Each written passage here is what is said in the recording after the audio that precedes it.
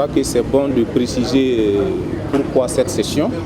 Alors, ça rentre dans le cadre justement de la mise en œuvre normale de la nouvelle loi PPP qui a été adoptée en 2021, selon laquelle tout projet qui doit être réalisé en PPP doit passer devant la commission PPP. Voilà, pour bien sûr avoir la validation de cette commission. Et la même commission, avant de valider les nouveaux projets, doit également regarder le niveau d'exécution du programme PPP en cours. Donc c'est ce qui a expliqué en tout cas la tenue de cette première session de l'année. Alors concernant le rapport d'exécution, il a porté essentiellement sur le programme PPP en cours, effectivement qui a été adopté depuis 2016, qui portait 94 projets. Alors donc l'évaluation a montré que ce projet s'est exécuté avec un taux d'exécution quand même assez faible, qui ressort à 14%, mais qui s'explique par le fait que ces projets avaient été inscrits à l'époque avec un certain nombre d'insuffisances au niveau des études. Donc naturellement au moment de la mise en œuvre, donc, il y avait beaucoup de difficultés pour pouvoir les réaliser, ce qui explique effectivement le faible taux en tout cas de contractualisation. À cela s'ajoute également l'absence de tous les outils pertinents qui doivent permettre vraiment de bien les évaluer.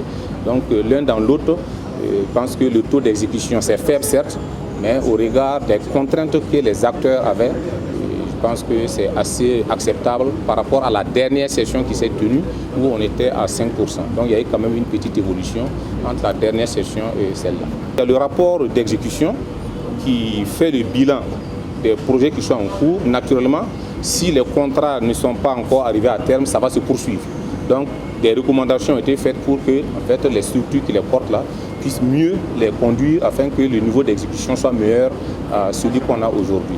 Maintenant, l'autre aspect, c'était effectivement de se pencher sur un projet de nouvelle liste de projets PPP à soumettre pour justement actualiser la liste actuelle.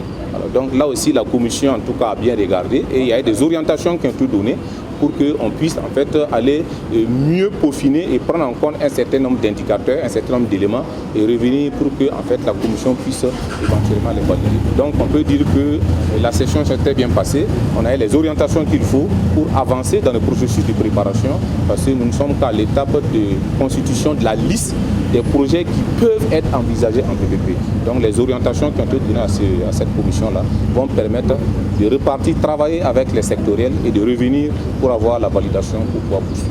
La liste qui a été proposée, il y avait 17 projets, qui ont été retenus sur 45 qui ont été examinés et sur la base d'un certain nombre de critères.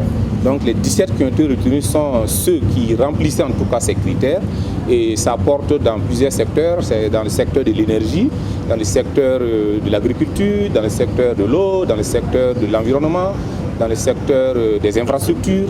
Donc il y a 6 secteurs en gros qui sont concernés. Mais comme on l'a dit, on doit retravailler avec les sectoriels pour prendre en compte un certain nombre d'éléments afin de la valider pour la suite.